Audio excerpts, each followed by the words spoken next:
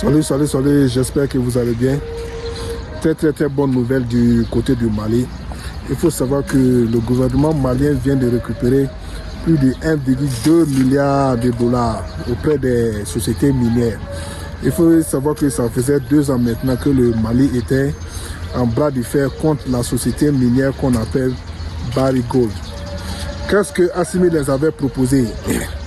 Il faut savoir que ça faisait des années que ces multinationales venaient au Mali foutre le bordel.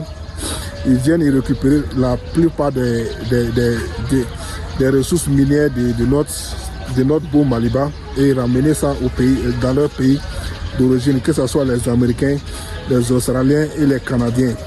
Donc il faut savoir que ces gens-là étaient en train d'extraire de l'or et ils pouvaient donner un pourcentage de 10% de 16% au peuple malien ou au gouvernement malien. C'est là Assimi les a dit que franchement, il faut revoir le code minier. C'est-à-dire de la manière dont vous êtes en train d'extraire l'or du Mali n'arrange pas les Maliens. Est-ce que vous voyez? Donc, qu'est-ce qui s'est passé? Donc, Assimi les a fermé la mine. Soit vous venez, on s'assoit sur la table, on discute, soit nous, on ferme la mine et la mine serait extraite par les peuples, par la population malienne ou bien les gens qui sont très bien formés à l'extradition des minéraux. Et en gros, le Barrick Gold a pensé que franchement, ce que Assimi est en train de faire, c'est pas une bonne chose. Donc ils ont commencé à aller et convoquer le Mali à l'international, blablabla. Ils ont fait le tour du monde. Donc après avoir fait le tour du monde, ils ont vu que Assimi ne bouge pas un doigt, Assimi est sur ses bottes, Assimi n'entend pas, ne voit rien. Tout ce que Assimi voit, c'est l'intérêt du peuple malien. Donc, ils n'avaient pas le choix, ils sont revenus à table et ils ont discuté. Et ils ont dit que, franchement, ce que le Mali a dit, c'est vrai. Il est temps de revoir les codes miniers au Mali. Tout ce que le Mali va dire, nous, on va accepter. Donc, désormais, le pourcentage, je ne sais pas combien de pourcents le Mali va prendre, mais ce qui est ici, c'est partenariat 50-50 quand même. Ils ne vont pas venir tomber sur nous. Notre ressource minière nous appartient. Est-ce que vous voyez? Donc ce n'est pas Barrick Gold seulement, il y a plus d'autres sociétés minières au Mali. Donc c'est tous ces sociétés minières là, donc les impôts, les arriérés qui font 1,2 milliard de dollars. Est-ce que vous voyez? Je pense que c'est une très bonne nouvelle. Je pense que l'Afrique revient aux Africains.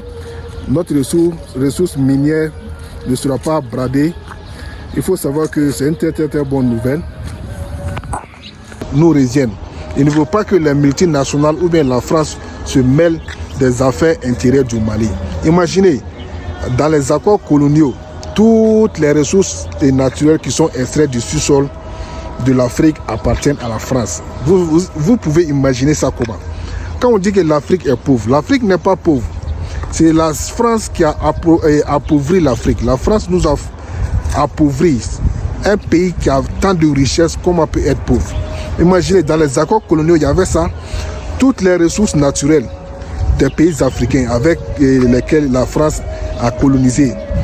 Toutes les ressources naturelles qui sont sous ton sol, que ce soit de l'or, que ce soit du diamant, que ce soit du fer, que ce soit du bauxite, que ce soit de l'uranium, tout appartenait à la France.